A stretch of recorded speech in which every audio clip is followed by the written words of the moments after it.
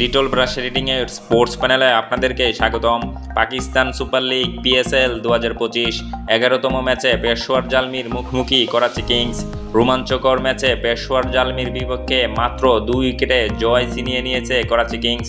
সোমবার national bank স্টেডিয়ামে অনুষ্ঠিত এই ম্যাচে অলরাউন্ডার খুজদিল শাহ ব্যাট এবং বল হাতে অসাধারণ পারফরম্যান্স করেন এবং শেষ ওভারে দলকে জয় এনে দেন।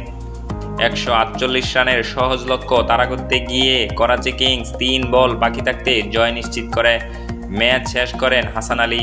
তিনি হুসাইন তালাতের বলে বাউন্ডারি মেরে জয় এনে দেন এবং কিংসের ডাগআউটের আনন্দের জোয়ারে ভরে যায়।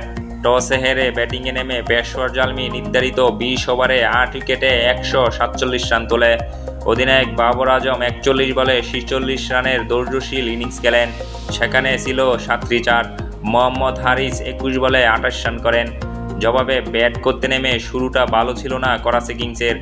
ইনিংসের প্রথম বলেই ওপেনার টিম সাইফার্ট LBW হন লুক উডের দুর্দান্ত ইনসুইং ডেলিভারিতে।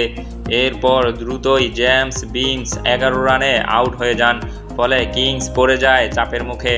এই অবস্থায় অধিনায়ক ডেভিড ওয়ার্নার দায়িত্ব নেন। তিনি 47 বলে 60 রানের ইনিংস খেলেন। সেখানে ছিল 8-4। তিনি 7 ব্যাক ইরফান খান, মোহাম্মদ নবী এবং পরবর্তীতে খুশদিল শাহের সঙ্গে গুরুত্বপূর্ণ জুটি করেন। তবে ওয়ার্নার 17তম ওভারে আউট হওয়ার পর আবারও চাপে পড়ে যায় করাচি। দ্রুত 2 উইকেট হারিয়ে দল নেমে যায় 133-এ 8 উইকেটে।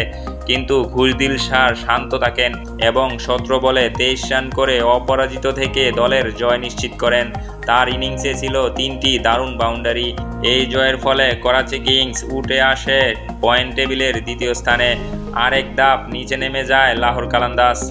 উক্ত ম্যাচে খুশদিল শাহের ব্যাটিং আপনার কাছে কেমন লেগেছে অবশ্যই কমেন্টে জানাবেন। আপনার কমেন্টের আশায় রইলাম।